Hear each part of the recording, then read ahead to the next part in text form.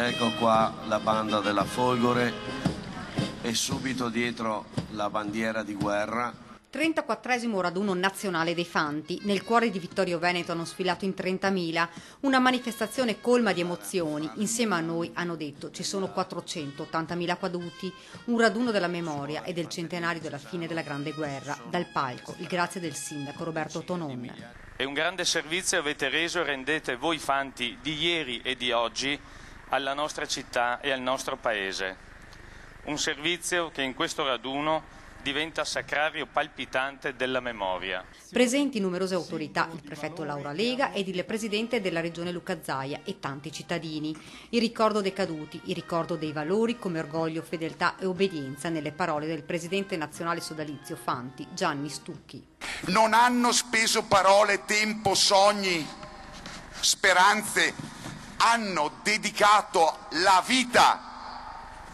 Si sono sacrificati perché noi potessimo essere patria una, indivisibile, compiuta e libera.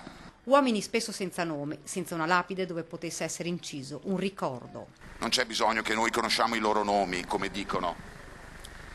Basterà gridare al vento Fante d'Italia e io dormirò contento.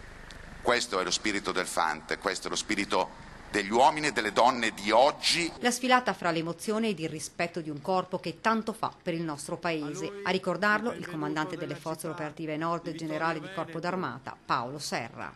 La loro attività che nelle giornate banali diventa il concorso che vedete nelle strade sicure per il sostegno alle forze di polizia. Quando sono più specializzati li vedete operare a favore della popolazione in caso di intervento per ordigni e manufatti esplosivi che ancora si ritrovano. Li vedete e li chiamiamo quando poi ci sono i problemi e la calamità naturale.